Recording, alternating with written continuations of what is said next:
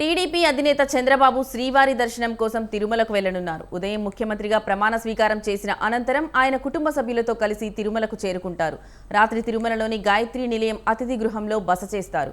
గురువారం ఉదయం 7:30 సీఎం హోదాలో కుటుంబ సమేతంగా శ్రీవారిని దర్శించుకుంటారు. అనంతరం రంగనాయక మండపంలో వేద పండితుల ఆశీర్వాదం అందుకుంటారు. తిరిగి 9 గంటలకు తిరుమల నుంచి అమరావతికి తిరుగు ప్రయాణమవుతారు. చంద్రబాబు సీఎం హోదాలో తిరుమలకు వస్తున్న నేపథ్యంలో టీటీడీ అధికారులు భారీ ఏర్పాట్లు చేస్తున్నారు. అతిథి గృహం వద్ద స్వాగతం, బస, దర్శన ఏర్పాట్లను ఇప్పటికే పూర్తి చేసింది.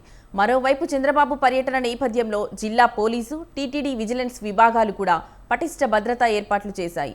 చంద్రబాబు బస చేసే అతిథి గృహం, కాన్వాయ్ ప్రయాణించే మార్గాల్లో డాగ్, బాంబ్ స్క్వాడ్ బృందాలు క్షుణ్ణంగా తనిఖీ చేశాయి.